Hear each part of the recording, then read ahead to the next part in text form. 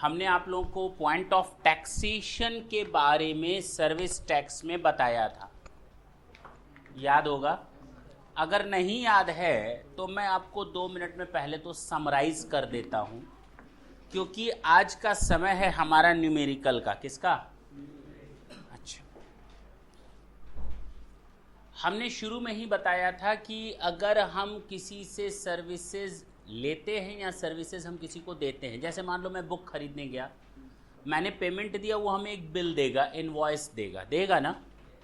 तो point of taxation में जो इंपॉर्टेंट रोल प्ले करेगा that is invoice, whether the invoice has been issued or not. Is it clear? अगर invoice issue किया गया है या इशू नहीं किया गया है, अगर इनवॉइस इशू किया गया है 30 दिनों के अंदर या 30 दिनों के अंदर नहीं किया गया है, याद आया होगा। अगर इनवॉइस 30 दिनों के अंदर इशू किया गया, 3 ही डेट हैं, date of completion of service, date of completion of service, date of invoice and date of payment. अगर आपने बनाया है कॉपी में तो आप उसको भी ओपन कर सकते हैं, डेट ऑफ पेमेंट। अगर date of completion of service के 30 दिनों के अंदर मैंने इनवॉइस बना करके दे दिया सामने वाले को, date of completion of service से 30 दिनों के अंदर मैंने सामने वाले को इनवॉइस दे दिया, तो हमारे लिए ये डेट बेकार हो जाती है इन दोनों में से जो पहले हो, डेट ऑफ इनवॉइस और date of payment, whichever is. लेकिन अगर मैंने 30 दिनों के अंदर इनवॉइस नहीं दिया है तो मेरे लिए इनवॉइस बेकार है इन दोनों में से जो पहले हो। अब बात समझ में आई? Date of completion of service और date of payment whichever is earlier. Clear है? हाँ या ना? यानी कि अगर मैंने इनवॉइस दी ही नहीं या इनवॉइस दी 30 दिनों के बाद, तो हमारा date of completion of service और डेट ऑफ पेमेंट जो दोनों में से पहले हो। लेकिन अगर 30 दिनों के अंदर इनवॉइस दे दी तो डेट ऑफ इनवॉइस और डेट ऑफ पेमेंट जो दोनों में से पहले हो। बैंकिंग कंपनी की कंडीशन में ये 30 डेज 45 डेज में कन्वर्ट हो जाता है। बैंकिंग कंपनियों की कंडीशन में ये 30 डेज हमारा 45 डेज में कन्वर्ट हो जाता है, हाँ या ना? इसके बाद मैंने आप लोग को कंटिन्यूअस सप्लाई ऑफ सर्विसेज की बात की थी। कंटिन्यूअस सप्लाई ऑफ सर्विस में बताया था 3 महीने या उससे अधिक रेगुलर सर्विस अगर आप देते हैं, कितने महीने? 3 महीने। तो अगर आप 3 महीने से ज्यादा की सर्विसेज कंटिन्यूअसली सामने सर्विस प्रोवाइडर को प्रोवाइड कर रहे हैं तो that is known as continuous supply of service, पहला। दूसरा, ऐसी सर्विसेज जिनको गवर्नमेंट ने नोटिफाई कर रखा है, और गवर्नमेंट ने वर्क कॉन्ट्रैक्ट और टेलीकम्युनिकेशन सर्विसेज को नोटिफाई कर रखा है। गवर्नमेंट ने वर्क कॉन्ट्रैक्ट या टेलीकम्युनिकेशन सर्विसेज को नोटिफाई कर रखा है। Is it clear? तो कंटिन्यूअस सप्लाई ऑफ सर्विसेज के केस में सिस्टम यही रहेगा।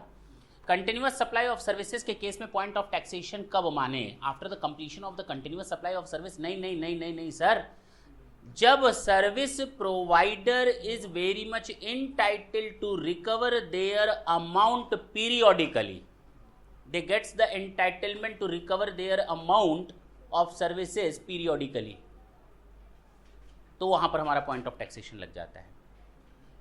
मान लो मैंने आपको पढ़ाया, मैंने कहा देखो भाई 40% हम पढ़ा चुके हैं, 40% का पेमेंट करो, मेरी बात समझना। तो ये 40% अगर एग्रीमेंट यानी सर्विसेज देने के पहले से ही तय था, तो ये 40% जैसे ही कंप्लीट होगा that is the date of completion of service 40%।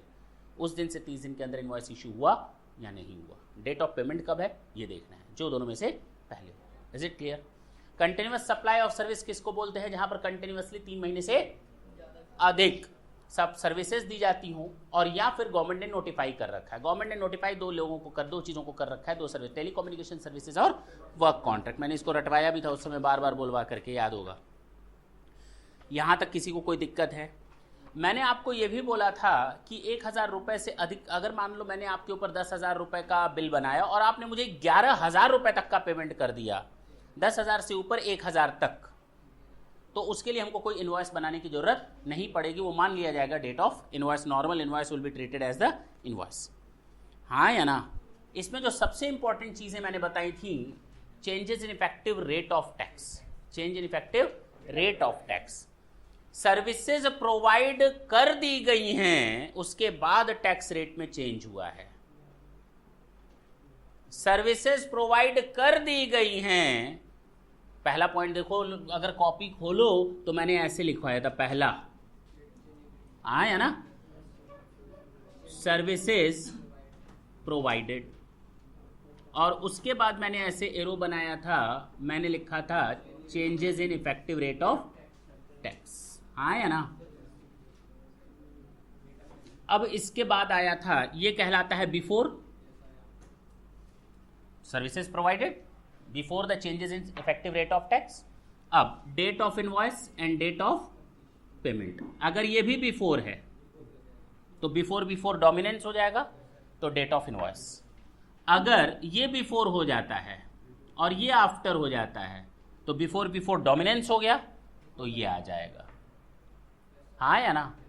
अगर तो ये भी बिफोर है तब तो ये प्रॉब्लम ही नहीं है ना, सारी चीज बिफोर हो गई तो इफेक्टिव रेट ऑफ टैक्स का क्या लेना देना। अब क्लियर है? थे या नहीं थे तुम? नहीं थे, ठीक। दूसरा मैंने कहा कि अगर ये पहला हो, नहीं, हाँ या ना, और सर्विसेज प्रोवाइडेड बाद में हो, सर्विसेज प्रोवाइडेड बाद में हो, यानी ये आफ्टर में आ गया, और ये आफ्टर है, तो आफ्टर आफ्टर डोमिनेंस हो गया तो डेट ऑफ पेमेंट आ जाएगा। लेकिन ये बिफोर हो और ये आफ्टर हो तो आफ्टर आफ्टर डोमिनेंस हो गया, ये आ जाएगा, सिंपल है। लेकिन अगर सारी चीजें आफ्टर हों इसके बाद, तब तो दिक्कत ही नहीं है, ये तो आएगा ही नहीं ना, सिस्टम खत्म हो गया। सोचो हम लोगों ने पूरे चैप्टर का रिवीजन कर डाला लगभग। क्वेश्चन सॉल्व करें हम लोग, पक्का?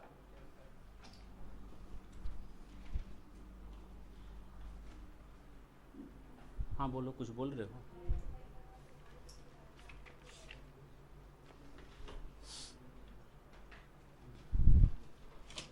कोई क्वेश्चन नहीं करवाया था क्या?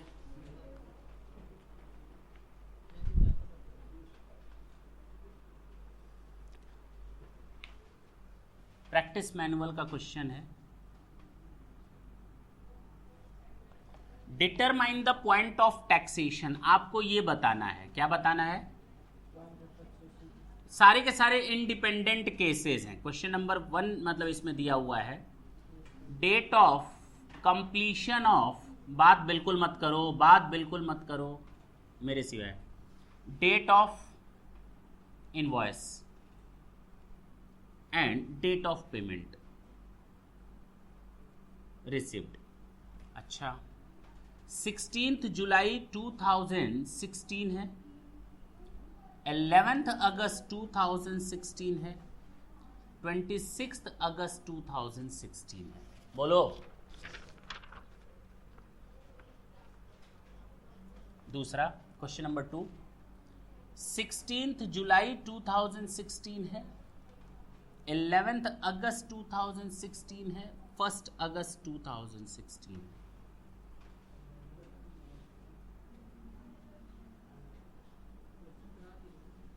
ये कराया है, डेट अलग होगी उसमें।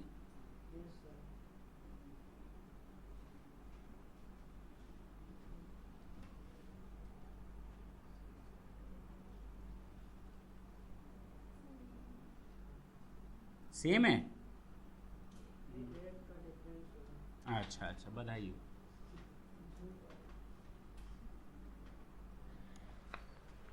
सुनो, सुन लो, 16 जुलाई को date of completion of service है। सबसे पहले ये देखो क्या 30 दिनों के अंदर इनवॉइस है? whether the invoice has been issued within 30 days from the date of completion of service. If your answer is yes, if your answer is yes, then earlier of date of invoice or date of payment, जो दोनों में से पहले हो। कौन है पहले? 26 अगस्त। अच्छा अच्छा, दिस इज आवर आंसर। कोई दिक्कत है? मैं कहता हूं 16 जुलाई को date of completion of service है, क्या 30 दिनों के अंदर इनवॉइस लिख दिया गया? क्या 30 दिन के अंदर है? जब है तो इसको मारो गोली, इन दोनों में से जो पहले हो। Is it clear? आंसर आ गया। 16 जुलाई को है, क्या 1 महीने के अंदर है? इन दोनों में से जो पहले हो। इन दोनों में से जो पहले हो, यानी पार्ट के लिए 1 अगस्त और बाकी पार्ट के लिए 11 अगस्त। अब बात समझ में आई? क्लियर है? 16 जुलाई 11 अगस्त को है, हाँ 1 महीने के अंदर है, तो क्या 12 जुलाई या 11 अगस्त? 12 जुलाई। 15 जुलाई या 11 अगस्त? बात खत्म हो गया। डेट ऑफ पेमेंट पहले है, डेट ऑफ इनवॉइस बाद में, जो दोनों में से पहले हो। Is it clear? नोट नहीं करना है?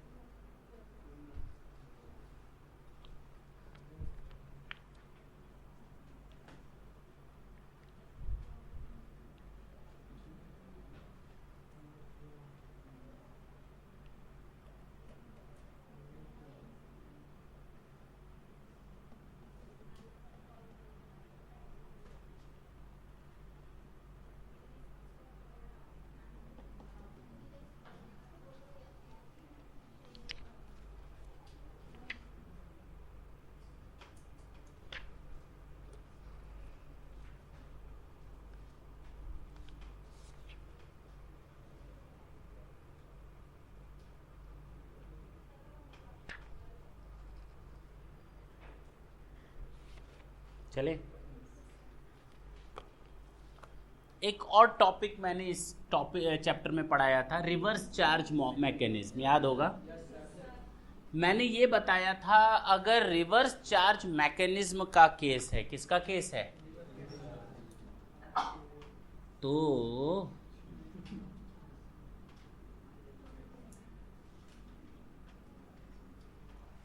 ये सर्विस प्रोवाइडर और ये सर्विस रिसीवर, ये एक्स है, ये मेसर्स वाई है, जो भी हो। अब तक सर्विस प्रोवाइडर सर्विस रिसीवर से पैसा लेता था, मान लो बिल का पैसा लिया 10,000 और सर्विस टैक्स का पैसा लिया, सर्विस टैक्स कलेक्ट किया, उसके बाद ये पैसा अपने पास रखा और ये 1500 कहाँ जमा कर दिया? सेंट्रल गवर्नमेंट के पास। ये नॉर्मल टैक्स का सिस्टम है कि सर्विस प्रोवाइडर पहले सर्विस रिसीवर से टैक्स कलेक्ट करेगा, उसके बाद गवर्नमेंट के अकाउंट में जमा करेगा। This is the way. लेकिन कुछ केसेस ऐसे हैं जहां पर कहा गया कि 1500 लेना तो इसी से है, पहले वाई एक्स को देगा फिर एक्स गवर्नमेंट को देगा, क्यों ना हम इस 1500 को डायरेक्ट यहीं से ले लें गवर्नमेंट के पास? हाँ या ना? ये 10,000 इसको दे देगा और 1500 इसको ना देकर सीधे कहां दे देगा?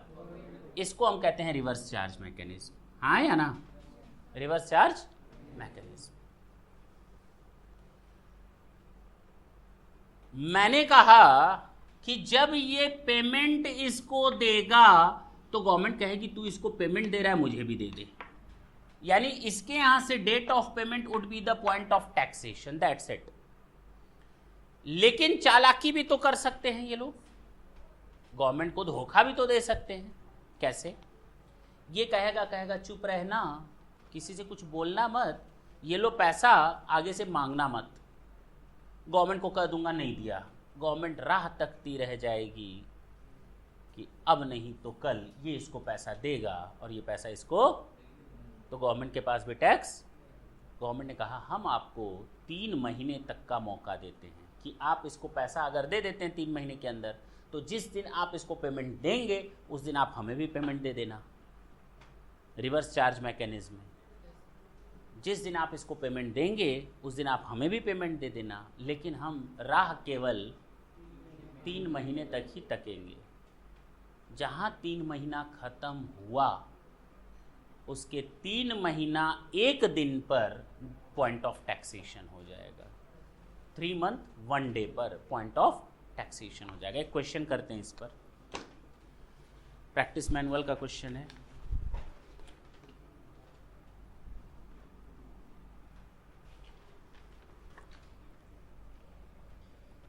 Question number 5, Mihir limited of Assam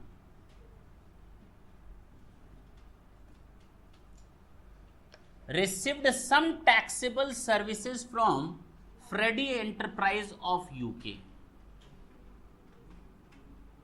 UK मतलब उत्तराखंड नहीं है। ऑन 5 अक्टूबर 2015 ये सर्विस रिसीवर है, ये सर्विस, अच्छा date of completion of service कब है?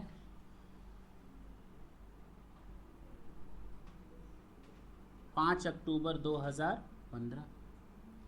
डेट ऑफ इनवॉइस कब है?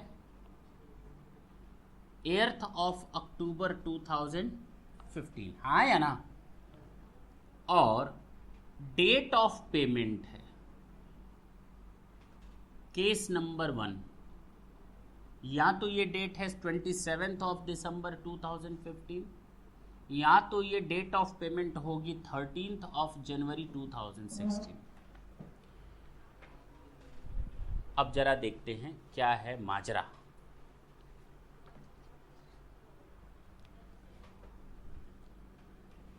Case number 1, date of service.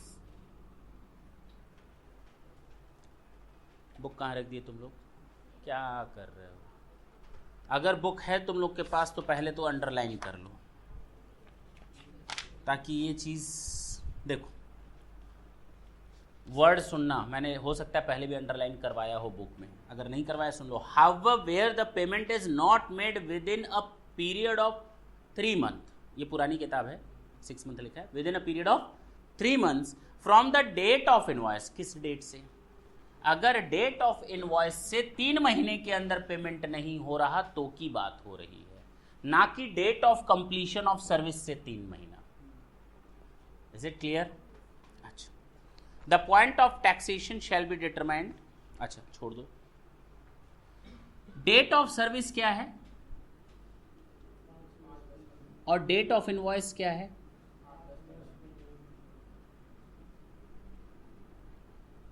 तीन महीना कहां से लेंगे? Date of payment must be made by, किस तारीख तक कर लेना है? 8 अक्टूबर से लेकर 9 नवंबर, 9 दिसंबर, 9 जनवरी। अगर 9 जनवरी 2016 के अंदर है, यस और नो? यस। तो कहा गया date of payment is point of taxation, यानी उसी दिन उसी तारीख पर हमारा टैक्स लग जाएगा। किस दिन? 27 दिसंबर 2015। यह है केस नंबर 1। केस नंबर 2 की बात करूं,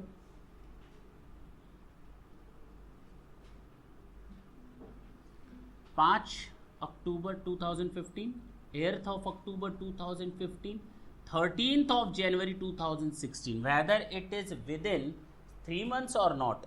No, 9 जनवरी के बाद है, नो। तो कहा गया जैसे ही 9 जनवरी, 8 जनवरी खत्म होगी, 9 जनवरी is the date of point of taxation. तो 9 जनवरी, तो date after 3 months from date of invoice, यानी 9 जनवरी।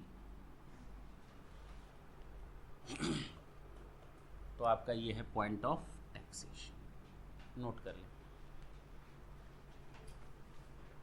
अगर आप लोगों ने रिवीजन कर रखा है तो मुझे नहीं लगता यहाँ कोई दिक्कत आ रही होगी।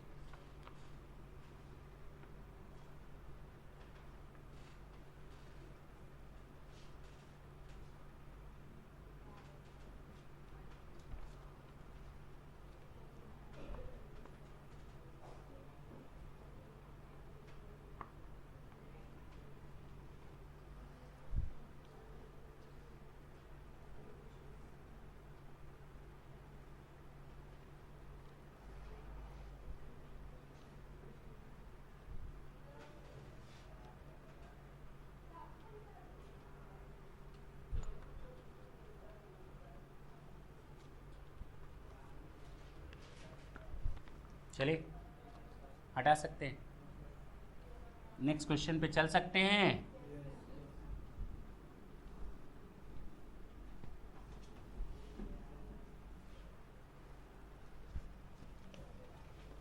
क्वेश्चन है क्वेश्चन नंबर 6 आपके पीएम का। संभव लिमिटेड,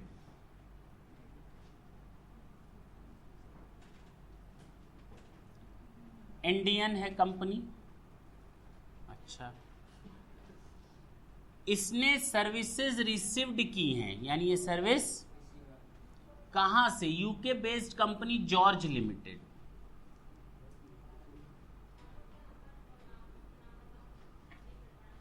ऑन 1 जून 2016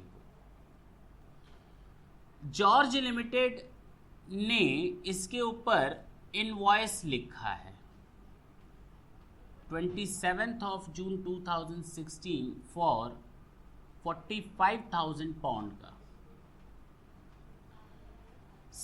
इस लिमिटेड मतलब संभव लिमिटेड ने डेबिट किया है अकाउंट 7 जुलाई 2016 एंड डेट ऑफ पेमेंट है 25 अगस्त 2016।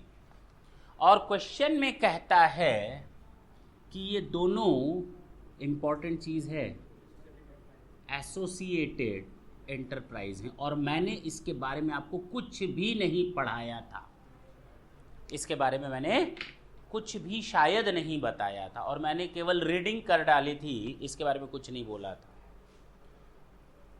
अब जरा सुनते हैं ये क्या है। जब दो एसोसिएटेड एंटरप्राइज के बीच में कोई सर्विस रिसीवर हो और सर्विस प्रोवाइडर हो, और अगर रिवर्स चार्ज मैकेनिज्म इस तरह से लगता हो, क्योंकि ये फॉरेन कंपनी है, ये इंडियन है, रिवर्स चार्ज मैकेनिज्म लगेगा, हाँ या ना? तो ये टैक्स कब देगा, या ये कंपनी कब टैक्स देगी? पॉइंट ऑफ टैक्सेशन किस डेट का लिया जाएगा? रेट ऑफ टैक्स किस डेट का? डेट ऑफ इनवॉइस से क्या 1 महीने के अंदर है? Date of invoice completion of service से क्या डेट ऑफ इनवॉइस 1 महीने के अंदर है? मारो गोली, कोई काम का नहीं है। एसोसिएटेड एंटरप्राइज में कुछ भी हेर फेर हो सकती है, लेकिन हाँ, बुक्स में एडजस्टमेंट जरूर करेंगे लोग, अपने आप को बचाने के लिए। क्या करेंगे? सरकार को आप कुछ भी दिखा दो, लेकिन एटलीस्ट तुम लोग बुक्स में तो कुछ ना कुछ एडजस्टमेंट करोगे। तो आपके बुक एडजस्टमेंट की डेट या डेट ऑफ पेमेंट, जो दोनों में से पहले हो। अब बात समझ में आई?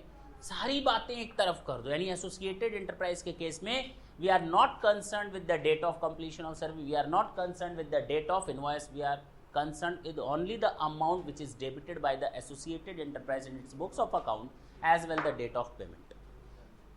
Here we are just talking about संभव लिमिटेड, जिस दिन इसने अपनी बुक्स में अकाउंट एडजस्ट किया या पेमेंट किया, जो दोनों में से। अब समझ में आ गया? अब अगर एग्जाम में क्वेश्चन आएगा तो दिक्कत नहीं होगी इसमें भी, कि अगर एसोसिएटेड एंटरप्राइज पर क्वेश्चन आ गया तो सीधे सीधे हम लिखेंगे, देखेंगे कि जिस दिन अपने बुक्स ऑफ अकाउंट में एडजस्टमेंट किया गया या डेबिट किया गया है संभव लिमिटेड ने, किसको? जॉर्ज लिमिटेड को, हाँ या ना? और डेट ऑफ पेमेंट, जो दोनों में से पहले हो।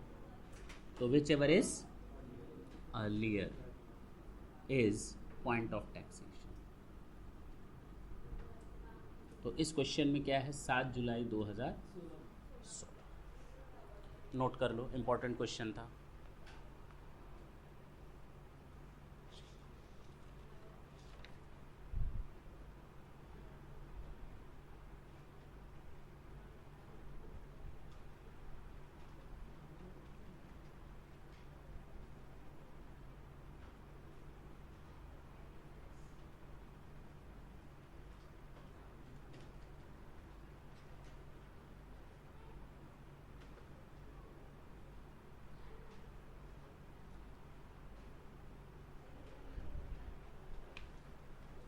चलें? नहीं, क्या बात है? बोलो बोलो, कुछ हो तो बताओ। अरे नहीं बताओ तो हंस क्यों रहे हो? इस बिना किसी मतलब के कौन हंसता है? बिना मतलब के कौन हंसता है? बोलो।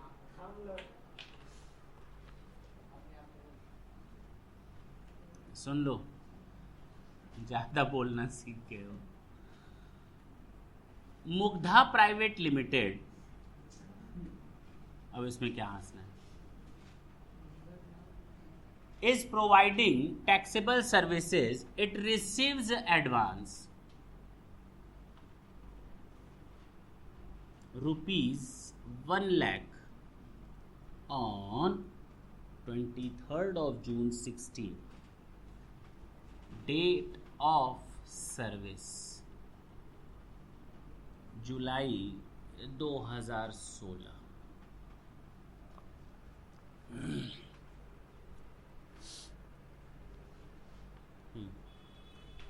बोलो,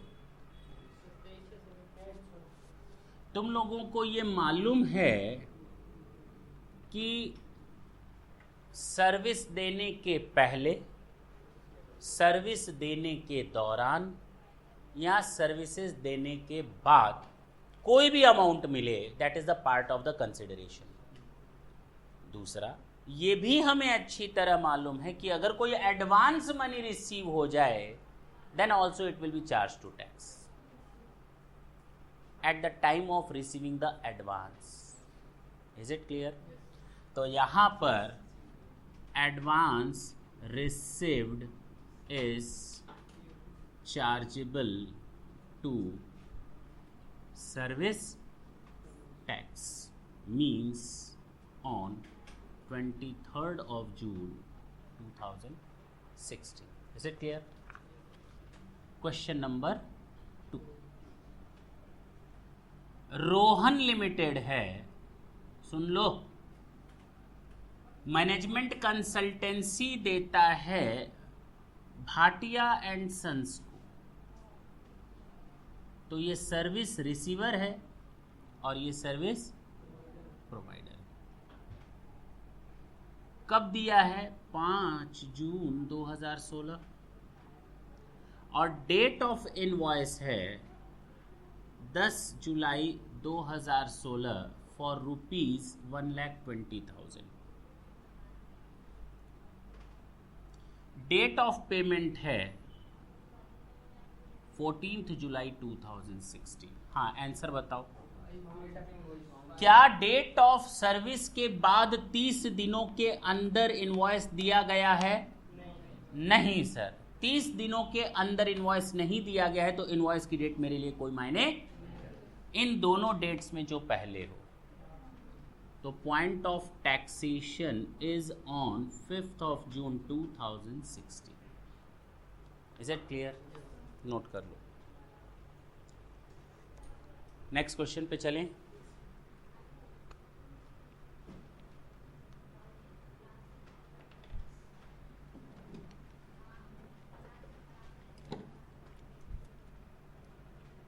समझ में आ रहा है?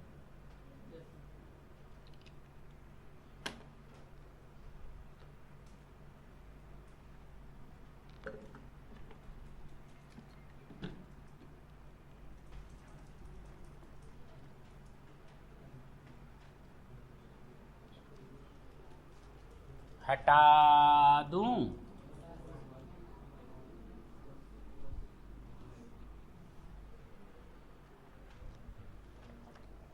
क्वेश्चन नंबर 2 की बात करते हैं. राहुल लिमिटेड, राहुल नहीं राहु, रिसीव्ड है एडवांस फॉर ₹1,14,000. कहाँ से मिला होगा? अपने क्लाइंट से मिला होगा ऑन 30th June 2016. और एडवांस किस लिए मिला है? For advertisement services. Date of service है जुलाई 2016, मंथ ऑफ सर्विस मान लो. However, due to some unavoidable reason, said services मतलब sad services नहीं, said services यानी उपरोक्त services could not be provided, नहीं प्रोवाइड की जा सकी, and the advance money was returned on date of return of payment 12th of August 2016. क्या करे, सर्विसेज दे नहीं पाया, पैसा वापस हो गया। Date of services was to be provided, हाँ या ना, नहीं तो गलत हो जाएगा, वॉज टू बी प्रोवाइडेड। ये प्रोवाइड की जानी थी जुलाई में, लेकिन जुलाई में नहीं प्रोवाइड कर पाए, जिसके कारण अगस्त में पैसा वापस होगा। सॉल्यूशन इसका ये रहता है, ढंग से सुनेंगे।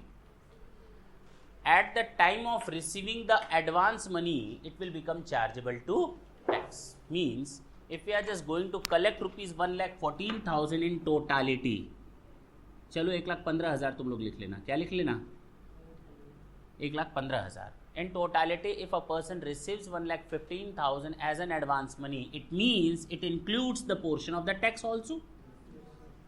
हाँ या ना, हम जब किसी से पैसा लेते हैं तो इसका मतलब उस पैसे में टैक्स का अमाउंट शामिल है। खासकर एडवांस अगर हमको 1,15,000 मिल रहा है तो it means it is inclusive of the tax also. तो 115 अलग कर लो तो टैक्स का अमाउंट कितना आया, तो ये सर्विस टैक्स है। तो service tax point of taxation कब हो जाएगा, 30 जून 2016, यानी ये हमारा पेड हो जाएगा। It must be paid, it must be paid, but subsequently due to unavoidable reasons the services could not be provided by the service provider to the service receiver. जबकि सर्विसेज देनी थी जुलाई के महीने में, अब जब सर्विसेज नहीं दे पाए तो पैसा क्या हो जाएगा उसको वापस। एक बात बताओ, कितना वापस लेगा क्लाइंट, हमसे कितना वापस लेगा, वो हमसे कितना पैसा वापस लेगा, वो हमसे पैसा कितना वापस लेगा। जितने लोगों ने जवाब दिया 1 लाख, उनका जवाब, जितने लोगों ने जवाब दिया 1,15,000 उनका जवाब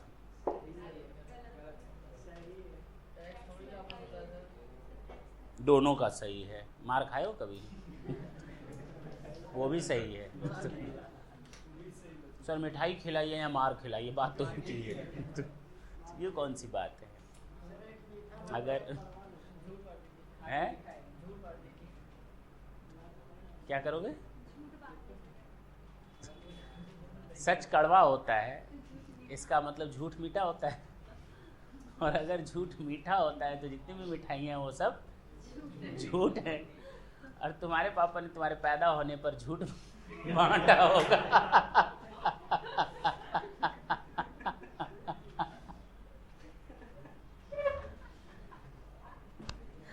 अरे इसमें गलत क्या है, सही तो है। सुनो इधर, ये बउआ की बात थी, इधर आओ, ये बउआ की कहानी थी। फिलहाल यहाँ तक समझ में आया। 1,15,000 में 15,000 तो हम सरकार को टैक्स दे दिए, वो दे दिए टैक्स। अब सामने वाले को हम सर्विस नहीं दे पाए तो पैसा हम वापस करेंगे कितना, जितने लोगों ने जवाब दिया 1 लाख, उन लोग का जवाब सही नहीं है। पूरा 1 लाख, सामने वाले को इससे क्या मतलब कि आपने टैक्स, मतलब हमको आप सर्विस भी नहीं देंगे और टैक्स काट लेंगे। ऐसे तो हम 10 जगह एडवांस देंगे, मेरा 1 लाख रुपए खत्म हो जाएगा। हमें हमारा पैसा दो, हमें हमारा वो पैसा पूरा लेगा 1,15,000, but I get the credit of this amount in the subsequent period. मैं गवर्नमेंट को कहूंगा कि भाई सर्विसेज तो हम दे नहीं पाए, लेकिन सर्विस टैक्स मैंने जमा कर दिया। अब आगे जो मैं किसी दूसरे क्लाइंट को सर्विस दूंगा तो उसका टैक्स दूंगा, तो एक काम करना, उसमें से 15,000 में माइनस कर दूंगा। अब बात समझ में आई, क्लियर है? तो I will get the benefit of that amount which I have already paid to the government, but I have to make the payment, I have to make the return of that money in totality to the service receiver, means to the client. 1,15,000 पूरा जाएगा और 15,000 का मुझे benefit मिल जाएगा subsequent period में। Is it clear? इसमें कोई दिक्कत है? अच्छा,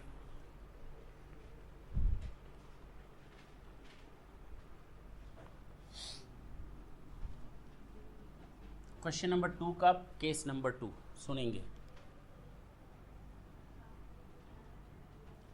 नाम है Suraksha Security Limited, provided security services to Messrs KP and Sons, KP, हाँ बोल, फॉर द मंथ ऑफ जुलाई 2016 it completed providing said services on 31st July.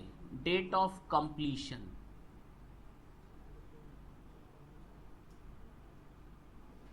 Date of invoice.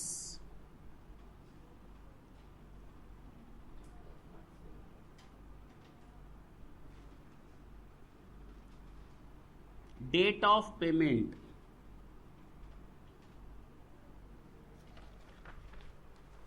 बताओ जिस दिन डेट कंप्लीट हुई है सर्विस की, क्या उसके एक महीने के अंदर डेट ऑफ इनवॉइस है? अगर हाँ तो ये किसी मायने का नहीं है इन दोनों में से जो, तो point of taxation is 4th of August 2016. This is your answer.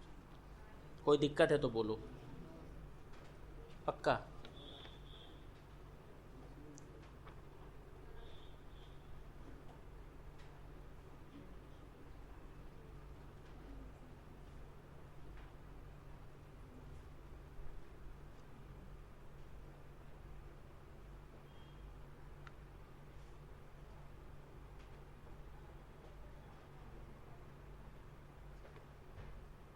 बाकी हमें नहीं लगता अब दिक्कत आएगी इस चैप्टर में.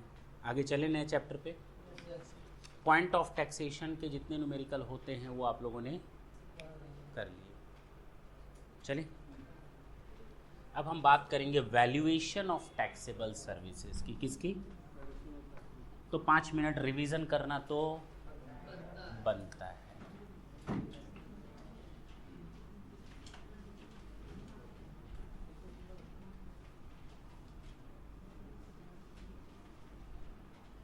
प्रेजेंटेशन आप लोग अपनी प्रैक्टिस जारी रखेंगे क्वेश्चंस पर. किस तरह से क्वेश्चंस का आंसर दिया हुआ है.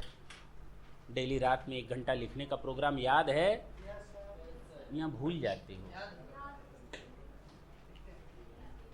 याद रखोगे कि भूल जाओगे? चलो वैल्यूएशन की बात करते हैं. 5 मिनट ढंग से सुनेंगे, उसके बाद ढंग से सुनेंगे. हाँ, उसके बाद सुनना ही बंद कर देना. ऐसे फिलहाल मेरा कान सही हो गया अपने आप, लगभग 99% सही हो गया. बधाई हो. वैल्यूएशन ऑफ टैक्सेबल सर कई दिन तक एक कान से सुने. किस में? एक कान से सुनने में या 2 कान से सुनने में? उस 1 महीने में ये समझ में आया कि जब गाना गाते हैं तो क्यों कान बंद करके गाना गाते हैं, ये समझ में आया है. मैं समझा नहीं.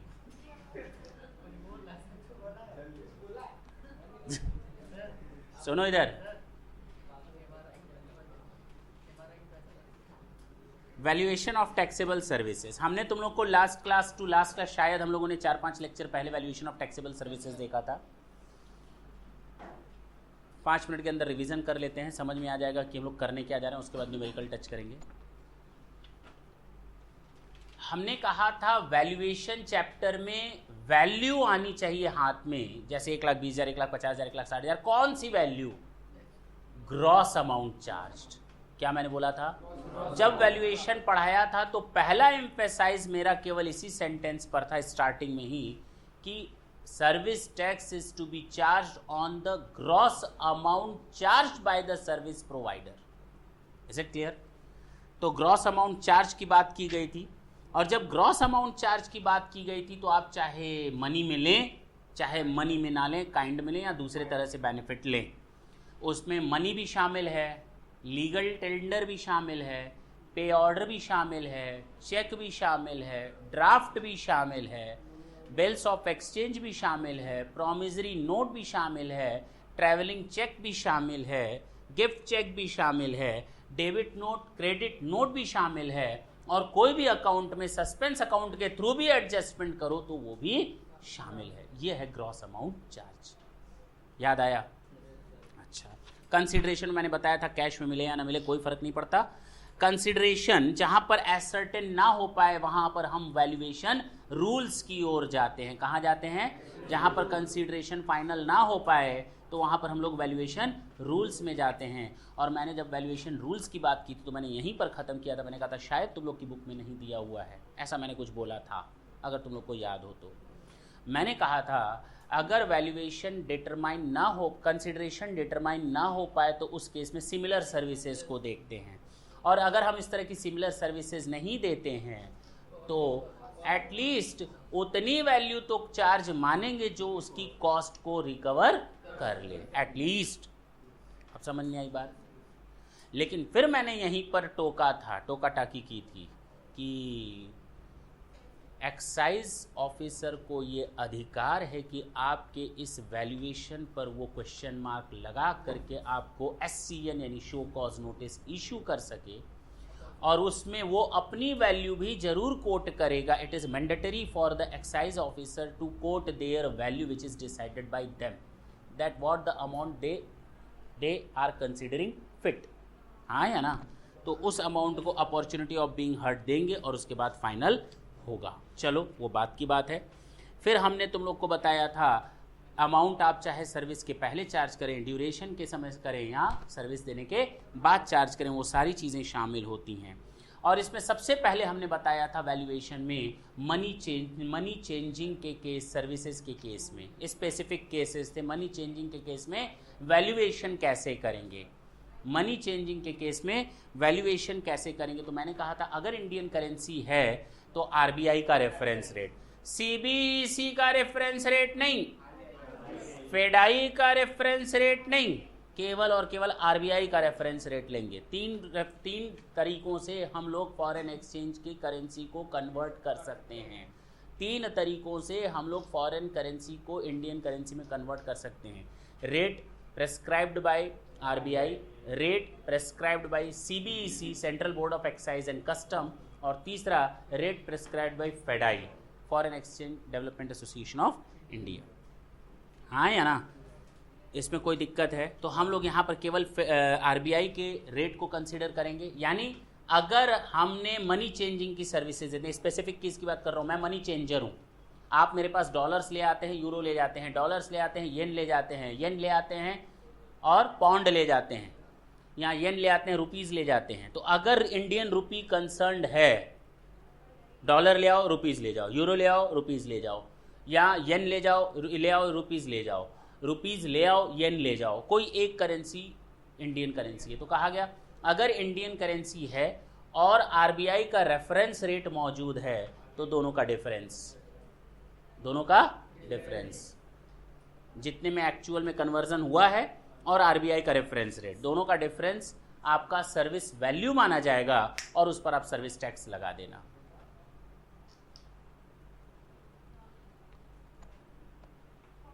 बात याद आई? ये मैंने स्पेसिफिक केस बताया था मनी चेंजिंग के केस में।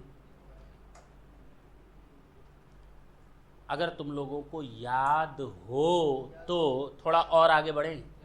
एक ऐसे चैप्टर पर जो मैंने लास्ट में सर्विस टैक्स प्रोसीजर में पेमेंट ऑफ सर्विस टैक्स पढ़ाया था, और जब मैंने पेमेंट ऑफ सर्विस टैक्स पढ़ाया था तो वहाँ पर भी मैंने आपको कुछ स्पेसिफिक सर्विस टैक्स के केसेस दिए थे, याद है? नहीं, भूल गए ना? एक और है, देखो पेमेंट ऑफ सर्विस टैक्स के केस में मैंने बताया था, एक जगह और मनी चेंजिंग का है। वर्ड ढंग से सुनना, फिर देखो दिमाग ना खराब करना मेरा। सुनो, मैं जो बोलने जा रहा हूँ ढंग से सुनना। मैं अभी किसकी बात कर रहा हूँ? वैल्यूएशन। और मैंने पन्ना पलटा है क्या अभी? Payment of service tax. मैंने वर्ड यूज़ किया पेमेंट ऑफ सर्विस टैक्स। यानी दिमाग में एक इमेजिनेशन तो अपनी हमेशा बनाए रखना कि जब हम वैल्यूएशन चैप्टर पढ़ रहे थे ना तो उसमें मनी चेंजिंग था। अच्छा, और वो कहाँ पे था? वैल्यूएशन में। इसका मतलब जो वैल्यू निकल करके आएगी that is the value of service. Now we are needed to calculate the tax, but if we are just going to consider this payment of alternative payment of service tax, it means the resultant figure will be the service tax. इसका मतलब नहीं इस पर फिर 15% से multiply करना। दोनों में फ़र्क समझ में आया? यहाँ जो रिजल्टेंट फिगर है वो टैक्स की ही फिगर है, और यहाँ जो रिजल्टेंट फिगर है वो वैल्यू ऑफ सर्विसेज है। अब फ़र्क समझ में आया? हाँ या ना, आपको जहाँ जाने का मन करे वहाँ आप जा सकते हो। This is an option given to a money changer. दोनों में फ़र्क समझ में आया? हम अभी बात कर रहे हैं किस पर? वैल्यूएशन की बात कर रहे हैं। किसकी बात कर रहे हैं? तो जहाँ इंडियन करेंसी हो तो इंडियन करेंसी में कन्वर्ट करके उसका 1% ले लेना। क्या ले लेना? ना ना ना ना, ऐसे कैसे 1%? दोनों का डिफरेंस वैसे ही सर्विस की वैल्यू हो गई, उस पर 14.5 या 15% जो तुम लोग के ऊपर रेट एप्लीकेबल हो, नॉर्मली 15% 2017-18 के लिए, ठीक है ना? अदरवाइज 14.5 कुछ लोग होंगे, देख लेना। तो 15% के हिसाब से मल्टीप्लाई कर देना, आ जाएगा। लेकिन अगर इंडियन करेंसी नहीं है, दोनों करेंसी फॉरेन है, तो दोनों को इंडियन करेंसी में कन्वर्ट करके जो कम होगी उसका 1%, हाँ या ना? और मैंने कहा था अगर मान लो आरबीआई का रेफरेंस रेट मौजूद नहीं है और इंडियन करेंसी में कन्वर्ट हुआ है तो इंडियन करेंसी में कन्वर्ट करके 1%, बात खत्म। ये हो गया मनी चेंजिंग की सर्विसेज। अभी हम लोग इस पर क्वेश्चन सॉल्व करेंगे, हाँ या ना? नहीं समझ में आई बात? इसके अलावा मैंने बताया था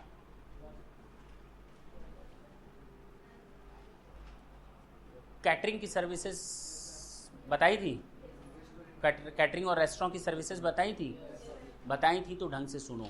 अगर हम कैटरिंग की सर्विसेज रेस्टोरेंट में देते हैं तो 40% वैल्यू, जितना बिल चार्ज किया जाएगा उसका 40% सर्विस की वैल्यू हो जाएगी। मान लो आप मेरे होटल में खाना खाने आए, मैंने आपको 2000 का बिल दिया। कितने का बिल दिया? 2000 का बिल दिया। इस 2000 के बिल में 40% मान लिया जाएगा सर्विस वैल्यू ऑफ सर्विस, हाँ या ना? और 60% सेल्स माना जाएगा। क्या माना जाएगा? तो इस पर सेल्स टैक्स लगेगा या वैट लगेगा, और इस पर, अब बात समझ में आई? क्लियर है?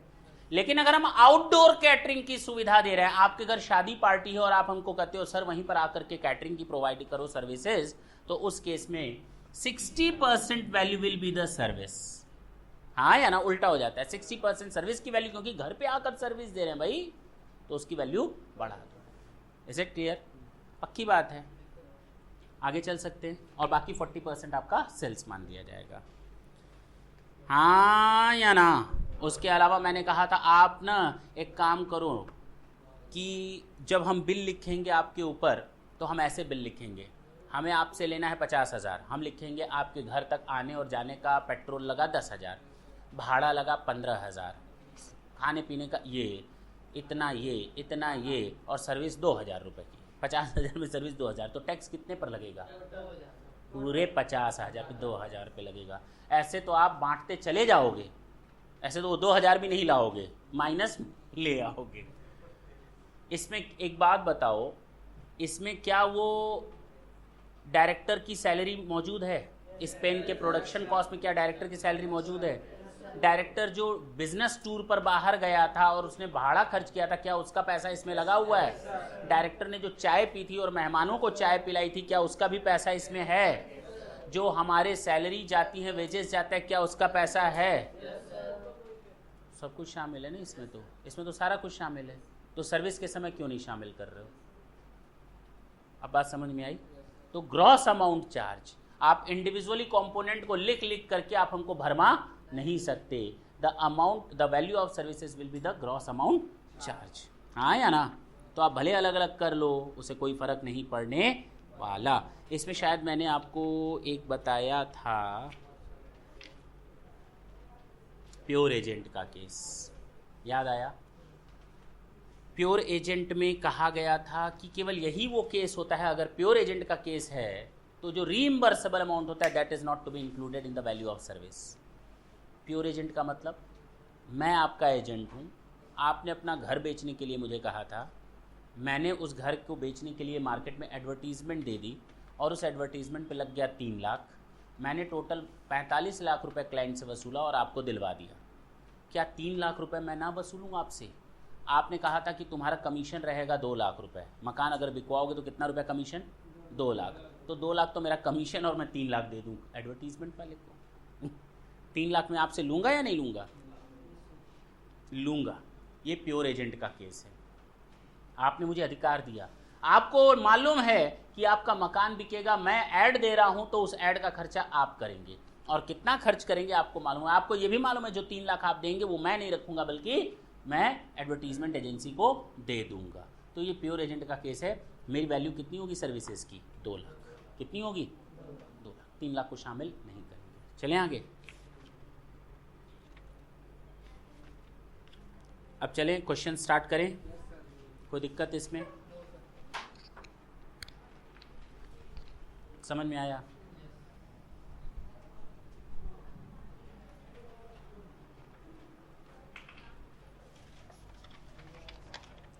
क्वेश्चन नंबर 1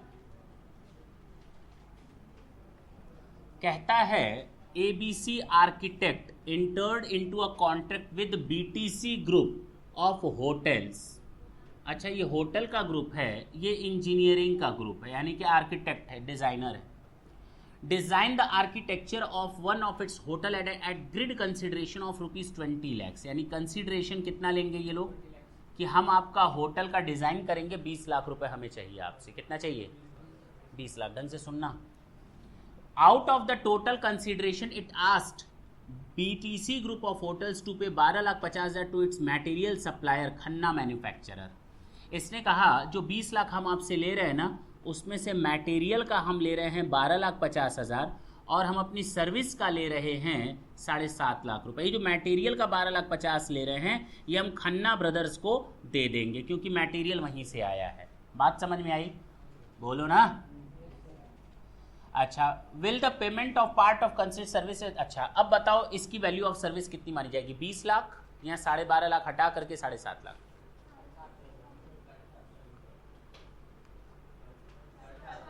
अरे इंसान, वो अभी तो मैंने बताया, ये हर जगह तुम लोग प्योर एजेंट क्यों ले आ रहे हो भैया?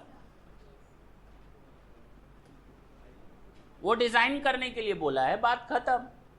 आप हमसे पैसा लेंगे, आप उनको किसको किसको पैसा दोगे? ऐसे तो कल ये भी वर्कर से करेगा, एग्रीमेंट करेगा कि तुम लोग जाओगे, मैं तुम लोग को 2 लाख रुपए पेमेंट कर दूंगा, तो ऐसे वो भी माइनस कर दो। ऐसे तो हर कोई माइनस करेगा। क्या बात कर रहे हो भाई? इसने 20 लाख रुपए माना, डिजाइन करने के लिए बोल दिया, बात खत्म हो गई। अलग से नहीं ना है, 20 लाख के अलावा पैसा नहीं ना लेगा, या थर्ड पार्टी से कोई कॉन्ट्रैक्ट नहीं ना कर रहा, नहीं ना कर रहा, बात खत्म हो गई। This is not the case of pure agent, ये याद रखो। हर जगह प्योर एजेंट मत ले आना, ठीक? तो यहां पर value of taxable value of services है 20 lakh. Taxable value of services हैं। ऐसे तो आप हर पोर्शन को काट काट करके लाएंगे। ये रॉ मटेरियल का है तो ये सैलरी का है, और सैलरी में एम्प्लॉय अगर किसी को देता है तो वैसे ही सर्विस टैक्स नहीं लगता। ये फलाने का है तो ये डिमाके का है। हाँ भाई, ठीक है ना? तो किस पर टैक्स लगेगा? 20 लाख पे। आगे आओ, आगे मत आना, आगे चलो। क्वेश्चन नंबर 2 की बात करते हैं। Rohit an advocate rendered professional advice. Rohit जो एक एडवोकेट है तो वही दे सकता है क्या एडवाइस? और क्या दे? XY लिमिटेड इसका क्लाइंट है, और किस मैटर पर दिया है? टैक्स ऑप्टिमाइजेशन पर दिया है सर्विसेज, कि आप अपना टैक्स कितना बचा सकते हैं। As a consideration for the said services XY give a souvenir to Rohit. ओ अब कंसिडरेशन देने की बात आई, इसने कहा मुझे मेरा पैसा दो। XY ने कहा आपकी ये सेवाएं हम अपने ताउम्र नहीं भूलेंगे, आपकी सर्विसेज के लिए हम जन्म भर शुक्रगुजार रहेंगे, आभारी रहेंगे। ठीक है ना? ये लो मोमेंटम मेरी ओर से यादगार के तौर पे। नहीं समझे? मोमेंटम दे दिया या सोवेनियर दे दिया, जरा ढंग से देखो। As a consideration for the said services XY limited give a souvenir to Rohit. The said souvenir was an artifact specially designed and made by the craftsman as per the instructions given by XY limited। Okay, इसने instruction दिए थे उस craftsman को, आते हैं ना शाल उड़ाते हैं, ये है मोमेंटम। अब वो सलाह दिया टैक्स ऑप्टिमाइजेशन करा, इतनी अच्छी सलाह दी, ये लो शाल। ठीक है ना? तो अब बताओ क्या उसको स्पेशली डिज़ाइन किया गया। और ये मत समझना शॉल वगैरह जो डिज़ाइन होती है स्पेशली तो वो 1000, 2000, 5000 में आ जाएंगी, 50,000, 1 लाख तक की होती है, ज़्यादा दांत दिखाने की जरूरत नहीं है। चलो इधर, Rohit contents that he need not पे सर्विस टैक्स ऑन दैट। ये कहता है मुझे इस पर सर्विस टैक्स देने की जरूरत है, उसने तो मुझे शॉल उड़ा दी, सोवेनियर दिया। Provided by him as value of thereof could not be as certain. Is Rohit contention is right? आप कहोगे नो। अगर आपको कंसिडरेशन कैलकुलेट नहीं कर पा रहे हो तो रूल्स पर चले जाओ, और रूल कहता है सिमिलर सर्विसेज पर चले जाओ, और सिमिलर सर्विसेज अगर नहीं देते हो तो आप एटलीस्ट उतनी वैल्यू मान लो जो उसकी पूरी की पूरी कॉस्ट को कवर कर सके। हो गया, खत्म। आंसर समझ में आ गया? नहीं आया? क्यों नहीं आया? थोड़ा थोड़ा आ रहा है, छूट गया था क्या? हाँ यस सर, यस सर, मतलब ये आधा हुआ था आधा नहीं हुआ था, ठीक है ना। Question number 2 is over, 2 is over. 3 पे चले।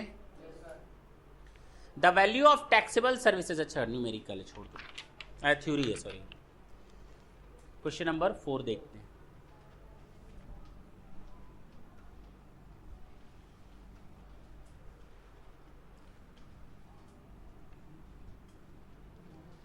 Mugdha private limited is engage providing services, और कहता है इसको पूरा पैसा मिला है, एडवांस मिला है फ्रॉम क्लाइंट, जिस पर अभी सर्विसेज नहीं दी गई। अगर सर्विसेज नहीं दी गई हैं तभी तो एडवांस है, सर्विसेज दी गई होती तो एडवांस काहे का होता। डीमरेज चार्जेस, डीमरेज चार्जेस का मतलब होता है हमने आपको मौका दिया था इस डेट तक आप हमें पेमेंट दे देंगे, अगर उस डेट के बियॉन्ड आप जाते हैं तो उसके बाद जो इंटरेस्ट लगेगा या जो आपके ऊपर चार्जेस लगाए जाएंगे, इंटरेस्ट नहीं चार्जेस, उसको हम कहते हैं डीमरेज चार्जेस। हाँ या ना? तो मैंने कहा था देखो भाई हमसे 10 दिन तुम पढ़ लो, तुमने कहा ठीक है सर 10 दिन के अंदर कोर्स खत्म हो जाएगा। मैंने कहा हाँ। तुम 6 दिन एब्सेंट हो गए अब 15 दिन पढ़ाना पड़ा हमको, जो 5-6 दिन एक्स्ट्रा पढ़ाना पड़ा। मैंने कहा एक्स्ट्रा पैसा लूँगा, चार्जेस, ताकि तुमको पेनल्टी लग सके, तो वो डीमरेज चार्जेस 50,000। और सिक्योरिटी डिपॉजिट फॉरफीटेड 5 लाख रुपए। Besides the above receipts one of its client ABC made a payment. अच्छा, रिसीट फ्रॉम एबीसी 1,50,000, जिसमें से 25,000 out of which 25,000 receipt by mistake, यानी गलती से हमारे पास ये पैसा 25,000 रुपये आ गया। आना था कितना? 1,25, आ कितना गया? 1,50। अब कहता है मुग्धा लिमिटेड ने कहा पैसा वापस चाहिए, ये लो ठेंगा। एक बार मेरी जेब में अगर पैसा आ जाए तो चमड़ी जाए पर दमड़ी। Compute the value of taxable services and the service tax payable. आप टोटल बताओ वैल्यू ऑफ टैक्सेबल सर्विस, कितने रुपए पर उस पर टैक्स लगेगा, थोड़ा जल्दी बताओ। क्या उसको 8 लाख रुपए पर टैक्स देना है? जी सर, एडवांस रिसीट पर टैक्स जाता है, मैंने काफी बार आज बता दिया।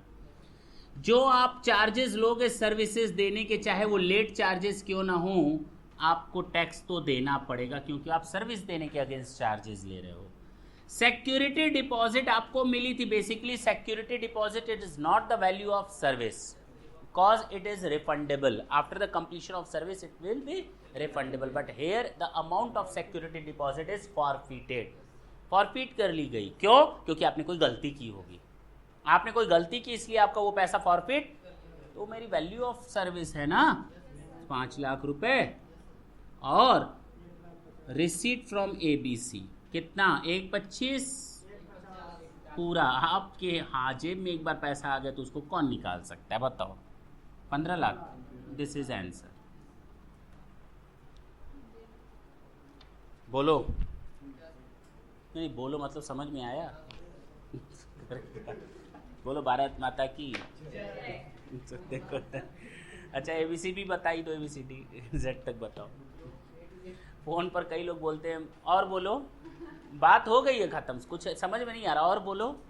तो इधर से बोलो ABCD, फिर कहता है और बोलो क कहता है और बोलो भारत माता की, और क्या बोले। क्वेश्चन नंबर हटा दें ये 4।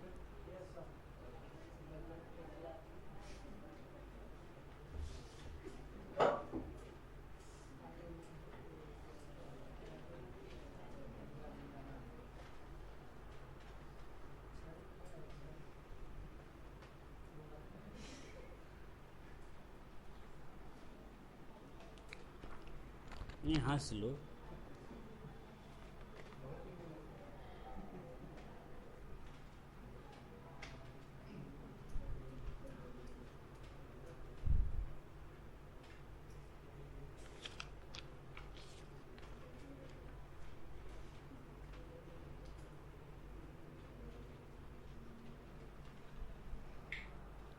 अरे चले,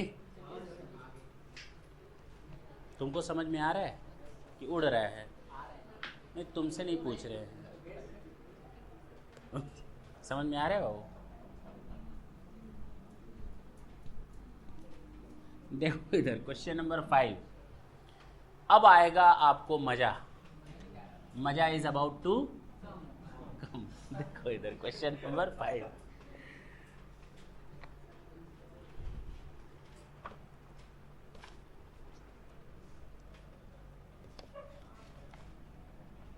एक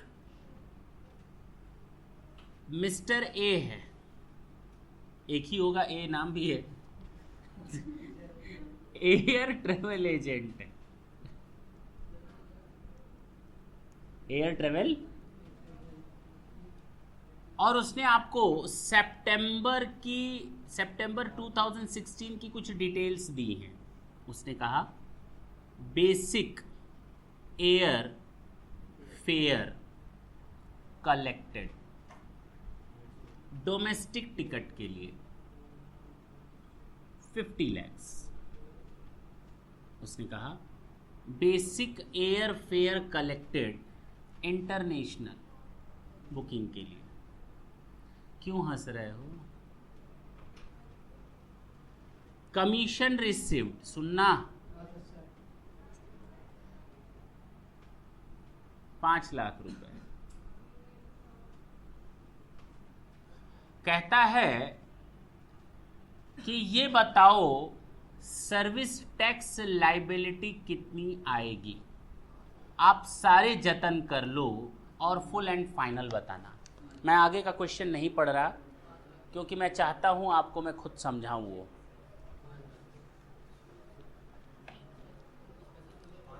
सॉल्यूशन की अगर हम बात करें तो ये है नॉर्मल प्रोविजंस और ये है special provisions for payment of, word ढंग से सुनना, क्लियर है? जब हमने पेमेंट ऑफ सर्विस टैक्स पढ़ा था तो उधर भी हम लोगों ने डोमेस्टिक और इंटरनेशनल एयर बुकिंग की बात की थी। ना याद हो तो अभी याद आ जाएगा। नॉर्मल प्रोविजन, सुन लो इधर, नॉर्मल प्रोविजन में हम लोग जानते हैं, जब हम लोगों ने वैल्यूएशन ऑफ टैक्स पढ़ा था, वैल्यूएशन ऑफ टैक्सेबल सर्विसेज पढ़ा था, तो उस समय बोला था मैंने इंक्लूजन और एक्सक्लूजन। लास्ट, सबसे लास्ट टॉपिक इस चैप्टर का मैंने कहा था अब जाते जाते हम 5 मिनट आप लोगों को पढ़ा रहे हैं इंक्लूजन एंड एक्सक्लूजन। और उस इंक्लूजन और एक्सक्लूजन में मैंने यही चीज़ डिस्कस की थी कि इंक्लूजन में कमीशन शामिल कर लो। लाइफ इंश्योरेंस में पूरे ग्रॉस प्रीमियम पर आप चार्ज करोगे। ग्रॉस प्रीमियम, उससे मैंने कहा था आश्चर्य है, अगर बैठे रहे होगे क्लास में तो ये वर्ड मैंने बोला था कि आश्चर्य होता है, पूरे ग्रॉस प्रीमियम पर चार्ज होता है सर्विस टैक्स। लेकिन बाकी केसेस में कमीशन पर कमीशन पर कमीशन पर कमीशन पर चार्ज होता है, चाहे रेलवे वाला कोई कमीशन ले चाहे एयर वाला कोई कमीशन ले। याद आया? एक्सक्लूजन में मैंने सबसे पहले माइनस करवाया था बेसिक एयर फेयर और बेसिक रेल फेयर, याद होगा।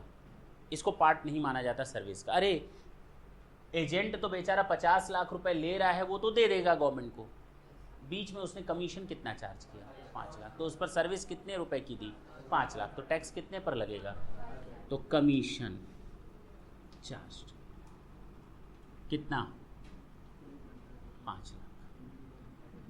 हाँ या ना।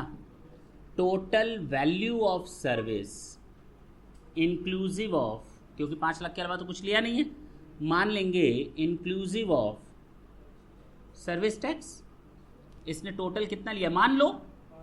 अगर मान लोगे कि नहीं अलग से लेना है तो 15% अलग जोड़ लेना, 75,000 आ जाएगा। नहीं मानना है, टोटल वैल्यू ऑफ सर्विस आ गया। अब सर्विस टैक्स कैलकुलेट कर लो as at the rate of 15%। अगर अलग से चार्ज करेगा तो 75,000 रुपये चार्ज करेगा। अगर मान लो शामिल है तो डिवाइडेड बाई 115 इंटू 15 कर लेना। Is it clear? इसकी बात करते हैं। जब यहाँ पर आते हैं तो कहा गया मारो गोली कमीशन वगैरह को। सुन, बेसिक एयर फेयर डोमेस्टिक के केस में, किसके केस में, 0.7% ऑफ 50 लाख, और बेसिक एयर फेयर, ये रेट्स थे याद आया होगा, इंटरनेशनल के केस में डबल कर लो 1.4% ऑफ 80 लाख। बता सकते हो ऊपर वाले का कितना आ गया? 35,000।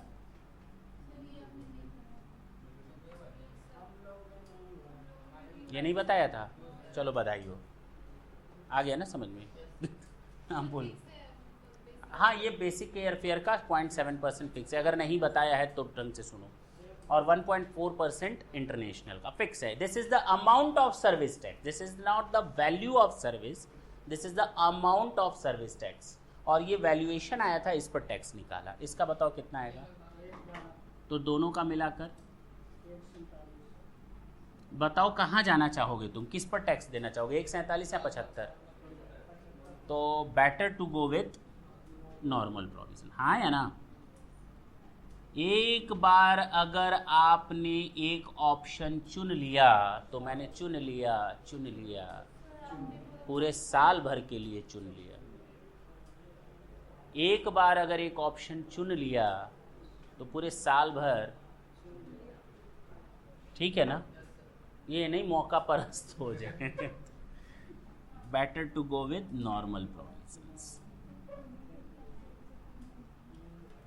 लेकिन अगर क्वेश्चन में देता है he has opted to pay the amount of service tax with the special provisions या special payment, then in that case our answer will be 1,47,000 instead of 75,000. Note करो।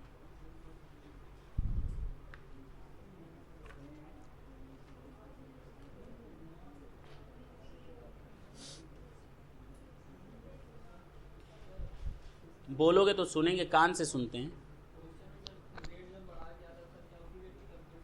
चलें आगे, जल्दी नोट करो।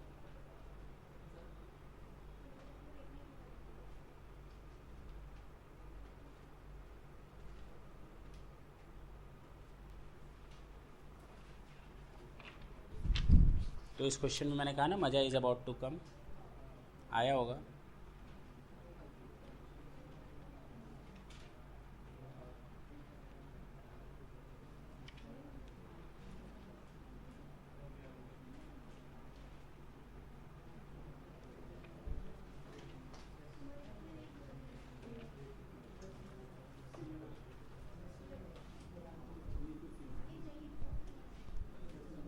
सुन लो क्वेश्चन नंबर 6, मुश्किल से 2 मिनट लगेगा। कहता है royal security agency limited entered into a contract on 1st August 2016, date of contract, services to BB Limited, jewellery exhibition. ये ज्वेलरी एग्जीबिशन करवा रहा है कौन? बीबी लिमिटेड ज्वेलरी एग्जीबिशन करवा रहा है, यानी प्रदर्शनी लगवा रहा है। एक दिन हम फ़ोन कर रहे थे एक बंदे को, बहुत अर्जेंट था। अब जब अर्जेंट होता है तो आदमी ये थोड़ी देखता है कितनी बार कर लिया, एक बार किया। The person you are calling is currently switched off. Please try after some time. मैंने काटा, फिर कॉल किया, सेम वही, फिर काटा, फिर किया, सेम वही, एक नहीं 50 बार किया, वही आया। एक बार फिर किया, अब उसने बोला यानी बंद है। बस इतना ही बोला, नहीं समझे। 50 बार उसने बोला होगा अंग्रेजी में। 50 बार उसने बोला होगा अंग्रेजी में। 51वें बार मान लेते हैं उसने बोला यानी बंद है, यानी उसको भी मालूम था अब आगे कुछ बोलेंगे नहीं, डैश डैश डैश, इसको समझ में इंग्लिश नहीं आती। समझे? और यही सेंटेंस बोलकर उसने भी रख दिया।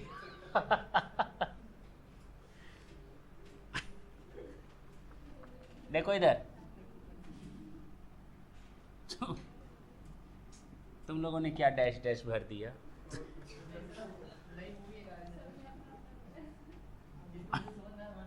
हाँ, तो उसके लिए तो तुम लोग फ्री हो ना, जैसे संस्कार होंगे। अच्छी बात है ना, तो मैंने कहा ना अच्छे संस्कार है, तुम लोग तो बहुत अच्छे घर से हो।